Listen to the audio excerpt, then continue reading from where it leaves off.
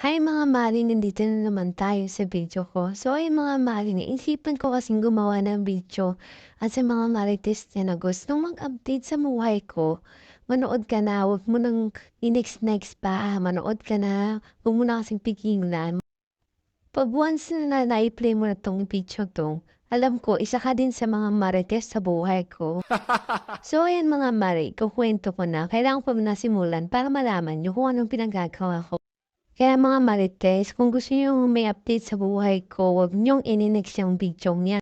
So yun mga May, kakatapos ko lang kasi niya maglaba at maglinis ng bahay kahit na puyat pa ako.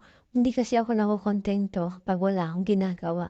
Hindi kasi ako makatulog pagdating ko sa bahay dahil na ako nga lang mag-isa. Kahit paano naman, nakakaluto pa rin naman ako sa bahay kahit na ako lang mag-isa. Pero hindi naman nakakaboring dahil may mga kasama naman akong pusa. So ayan mga mare, nandito nga pala 'tong aso ko sa sobrang kakulitan maiinis ka talaga. Tignan mo ang ginawa niya sa damit niya. Mapapainis ka na lang talaga, bibilhin na naman ako ng bagong pananamit niya. So ayan mga mare, ito nga pala yung alaga kong pusa na pinakita ko kanina. Namatay kasi yung anak niya. So ayan, nakita niya na naman yung hinawakan ko yung pusa, naglalambing na naman. Kailangan daw kasi siya ng dapat ang binipigpig. Yan o, kailangan ko daw hilutin yung ulo niya. Matigas kasing ulo, pinipig. Kili ko talaga, nako, nako, nako. So ayan mga mare, ito nga pala, nagkakape na ako. Mangangamusta na ulit ako sa mga kamarites ken.